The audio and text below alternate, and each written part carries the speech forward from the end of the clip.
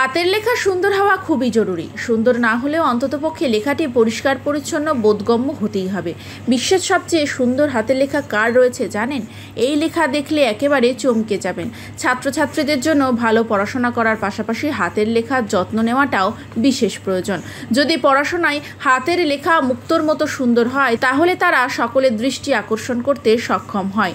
তবে প্রতিটি মানুষের হাতের লেখার ধরন কিন্তু আলাদা হয়। বিশ্বে কার হাতের লেখা সবথেকে সুন্দর, এমনটাও কি সম্ভব? হ্যাঁ, এমনটা ঘটেছে, যা হয়তো অনেকেরই অজানা। প্রাকৃতির মাল্লা নামে এক নেপালি স্কুল ছাত্রীর হাতের লেখায় বিশ্বের সবচেয়ে সুন্দর হাতের লেখা তকমা জিতে নিয়েছে। শুধু তাই নয়, সুন্দর হাতের লেখার জন্য বারবারই তিনি সংবাদ মাধ্যমের চর্চার কেন্দ্রবিন্দুতেই থাকেন। প্রাকৃতি মাল্লার বয়স এখন 17 বছর। নেপালের সৈনিক ভাষ্য মহাবিদ্যালয়ের ছাত্রী প্রাকৃতি 14 বছর বয়সে 10ম শ্রেণীতে পড়ছেন। গোটা বিশ্বের হাতের লেখায় বিশেষজ্ঞরা পর্যন্ত ওই কিশোরীর হাতের লেখা দেখে চমকে গিয়েছেন।